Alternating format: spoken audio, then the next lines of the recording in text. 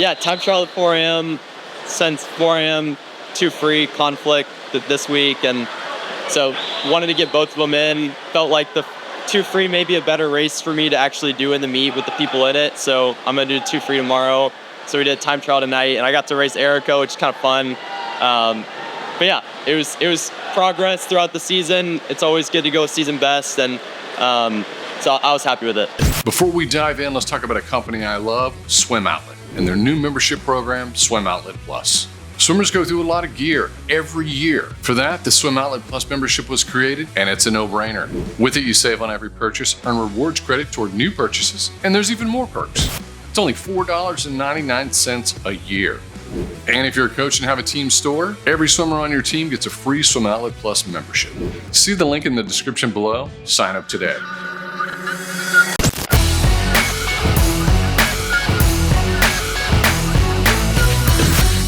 Night 1, Longhorn Elite Invite. To avoid the 200 free 400 AM double, Carson Foster time trialed the 400 AM, dropping a 4:10.79. That's fast. What was he focusing on during the race? The thing, honestly, that I was trying to focus on is hitting my strategy. I think in the past, I've been very much a result-focused swimmer instead of a focus on strategy, checking in throughout the race on how I'm doing in the strategy versus how I'm feeling and what I'm going. And so it was good for me to race, I think, by myself, because it's good for me to trust how I'm feeling rather than where I am in relation to people.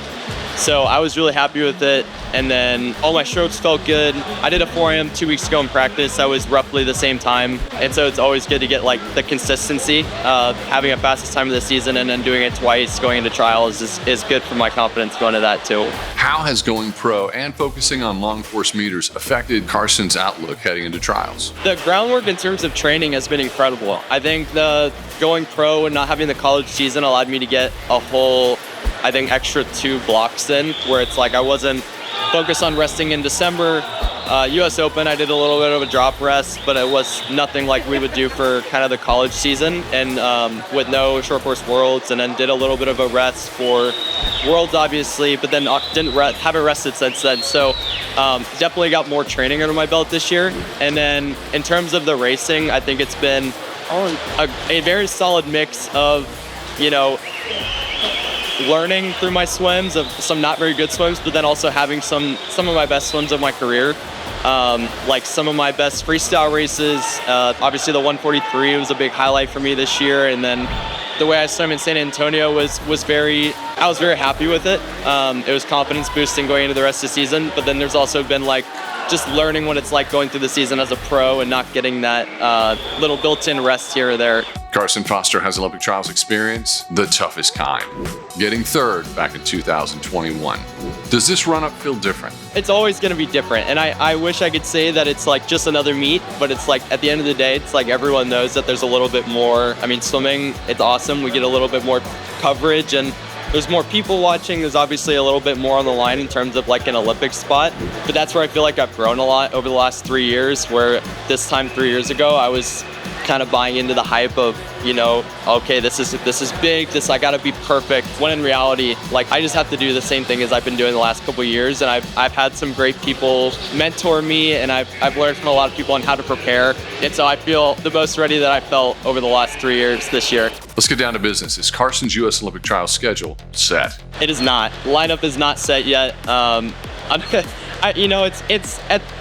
On one hand, I would love for it to be set. I would love to know exactly what I'm swimming right now. But on the other hand, it makes it kind of fun.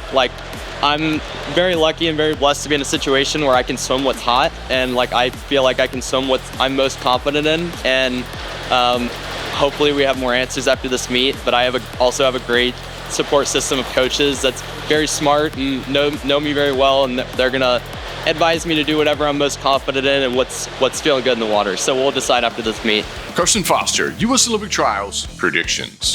If Carson decides to swim the 400 AM at Olympic Trials, he makes the team touching the wall first in 4:06. I think this is his race. I think it's his moment. He makes the Paris Olympic team. If he chooses to swim the 200 free, and there's some noise around him choosing to swim the 200 free, I think he touches the wall in 144.67, solidly 144. His PB is a 145.5, but he split a 143.9 at the Doha World Championships in the 4x200 free.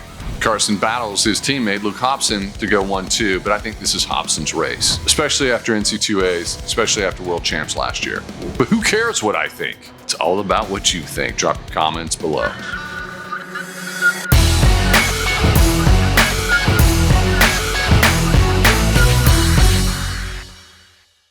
I love Indy and I love going there. I love like flying into the airport always gets me excited because I've had some good meets there, and it's obviously very close to Cincinnati, so I have a lot of family coming. And I think also just it's like a clean slate from Omaha. I think I kind of had a sour taste from Omaha from 3 years ago, so I think going into trials in a new city where fully new experience is going to be nice for me, where it's not like I'm going there and I'm like, oh, the last time I was here was a negative experience.